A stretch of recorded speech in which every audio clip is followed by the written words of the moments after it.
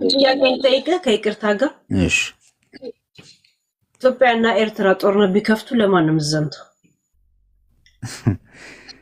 አይ እኔ ጦርነት እንዳይኖር ነው የምጸልየው መጀመሪያ። ካልሆነ ግን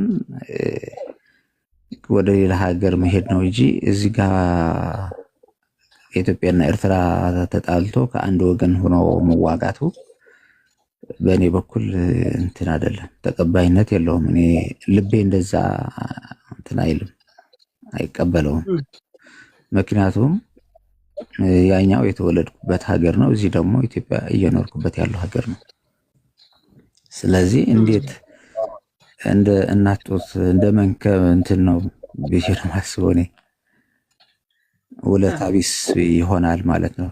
ውለታ ቢስ ምክንያቱም አንድም ቀንም ሁለት ቀንም አንቺ ፍቃድ አግኝተሽ በሰላም እየኖርሽ ተመልሰሽ ጦርነቱ ነው። አሁን እኮ ያ ነገር እንግዲህ ፈጣሪ አይበለው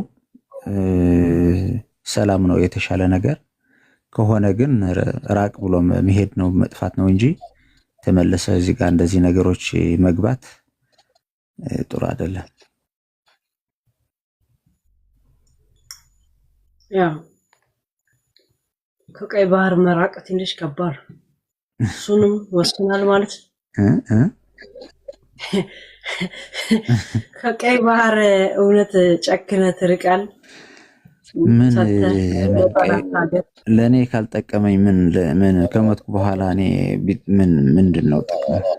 ጥቅም እኮ ሰው እኮ እስካለ ድረስ ከተጠቀመ ከዛ በኋላ ደግሞ ፈጣሪ ያውቃል።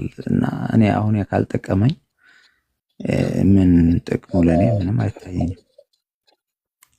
ያ ለምን እንደዚህ አይነት ጥያቄዎች እንደሚያነሱ ባውቃለሁ።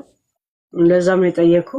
ግን ይቅና ፊራ ሰምቶ ጀስት ሆነም ቀረም አንድ ሰው ራሱን ይቀይር ራሱን ከቻለ ብሎ በዚህ ሀሳብ ላይ የራሱን አይዲያ እና የራሱን እንትን ከጨመረ ጉድ መልካም ላለው። እሺ እና ጥሩ ግዴታ ወተቱ ላይ ፎከስ ባታረግ ሌላም ስራ በዛው እንደዛ እንደ እግዚአብሔር ፍቃድ መቼም ያው ገንዘብ እኮ ነው የሚገድብሽ እንጂ ምንም ነገር አለ፣ ብዙ ስራ አለ። ከልብ ነው የምታወራው ግን ዴቭ ከልብ ነው? አዎ በጣም ትንሽ እያሾፍኩ ነው ይመስላል። አይደለም እንትን ያው ሰዓቱም እኛ ጋር 9 ሰዓት ነው ያለው አሁን ሌሊት ስለሆነ ትንሽ ስታ